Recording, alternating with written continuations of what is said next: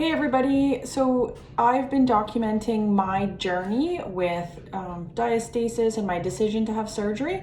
My surgery is 3 weeks away now, and I promised to talk about my pre-op appointment, which was a week ago now. I had the surgeon at that time take a video of what his plan for surgery is, and I said in that video, every surgeon is very different in their procedures, and obviously every person is different in what they need.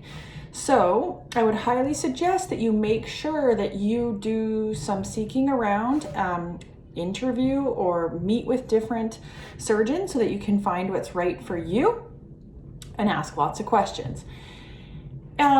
So at the pre-op appointment, I know a lot of people are curious to know like what happens there. I mean, basically they just talked about the surgery again, gave me an idea of the timeline. I had to have some blood work done. I was sent home with a requisition to have some blood work done and an ECG done just to make sure that I'm fit for surgery and for anesthetic. My surgery will be on April 9th, which is a Friday. So we live 4 hours away from where the surgery is. The one I'm having done is with it's in a private surgical center, and I will be just going in that day in the morning or whatever time my surgery is. I've been told to expect to be there for about 5 hours, start to finish. I'll go home with a drain in place and a binder on that's provided by them. I have a prescription for pain meds. And again, that's going to be very specific. So you might have to provide your own binder. You need to ask whether it's drain or no drain, all up to you to kind of find out from your surgeon. I will be staying with my husband in an Airbnb because we don't live in Vancouver. And my plan is to rest. That is the thing that I can't stress enough. Do not have a to-do list after, but rest. And I have heard, I mean, obviously this is very subjective. I've heard for this to expect to be like harder recovery than a C-section. And that's not me saying like, mine's worse than yours. I actually haven't had a C-section. But I have heard from multiple people that the recovery is harder than a C-section. So my plan is to rest.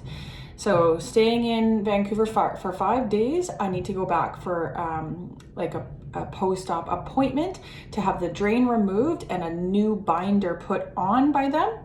And then at that time, we will plan to drive back to Kelowna. I've made plans to have my kids taken care of for a couple weeks. I don't know that I'll stay at my house. I have family that's planning to stay at my house.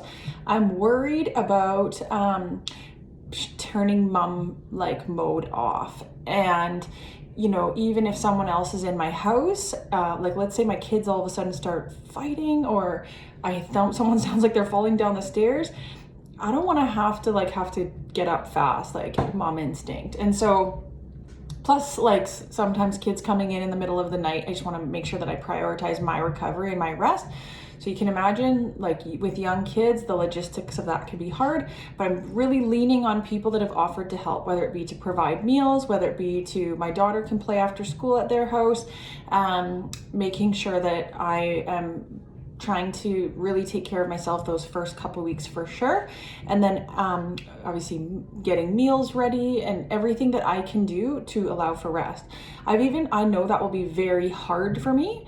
There will be no exercise involved in that first couple weeks. I've heard that I should plan on, for the first couple days, spending most of my time laying down and like in a semi-reclined position, and that, you know, standing up to go to the bathroom and to just get some blood flow going. But other than that, rest. And so I'm sure I'll be tired and I'll be doing a lot of resting, but I've also made myself a list just so that I don't go crazy. Just little things like get my photo book done, write letters to my grandmas, like just so that I can keep my mind busy.